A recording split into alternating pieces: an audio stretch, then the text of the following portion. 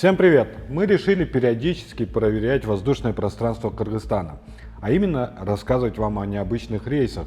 В последующем это поможет нам с вами понять процессы, происходящие в стране и вокруг нее. Несколько дней назад, 11 мая, в аэропорту Бишкек замечен бизнес-самолет, модель Embraer Legacy 650E.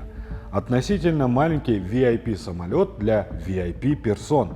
Борт принадлежит авиакомпании Air Hamburg. Наверное, не стоит объяснять, что подобные перелеты недоступны простому смертному. Например, по подсчетам журналистов, полет патриарха России из Новосибирска в Москву на самолете попроще обошелся в $10 тысяч. Но чтобы ощутить масштабы, это стоимость 42 тысяч булок хлеба. А тут кто-то к нам прилетает из Франции, города Ницца. Интересно то, что никто из французских чиновников в Кыргызстан не прилетал, соответственно, это частный визит. Данный борт 13 мая из Бишкека направился в Дубай, в Объединенные Арабские Эмираты. Такой же рейс мы заметили и в аэропорту Душанбе. 11 мая в Таджикистан из Объединенных Арабских Эмиратов прилетел самолет для VIP-персон бомбардир Challenger 605. И улетел чуть раньше, чем бишкекский неизвестный гость, но тоже 13 мая и тоже в Дубае. Такие совпадения бывают, но редкость. Может быть, когда-нибудь мы узнаем всю историю этих полетов. Кто прилетал, кто улетал. Как только из Кыргызстана выбыл французский гость, к нам уже прилетает богатый гость из Турции.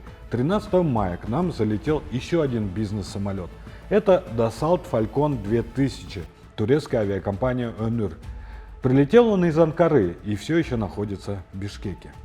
Еще один самолет с начала апреля летает постоянно в воздушном пространстве Кыргызстана.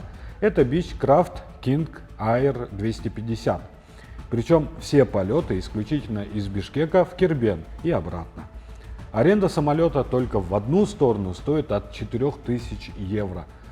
Он тоже до сих пор в Бишкеке. И в поле зрения попал частный вертолет, который сделал, возможно, туристический тур из Махачкалы в Бухару, далее в Тамчи и вернулся в Россию в Ульяновск. На этой неделе именно эти полеты привлекли наше внимание, причем такая активность самолетов бизнес-класса для Кыргызстана нетипична. Бишкек не Дубай и даже не Алматы, куда на переговоры могут приехать крупные бизнесмены, да и в самой стране официально имеются долларовые миллионеры. Но для Кыргызстана и Таджикистана это нонсенс. А вы что думаете по этому поводу? Напишите в комментариях. Мы продолжим следить за воздушным пространством. Если же вам что-нибудь известно про эти рейсы, то просим вас связаться с нами и поделиться информацией. Подписывайтесь на наши YouTube каналы Темиров Лайф и Темиров Лайф KG. До новых встреч!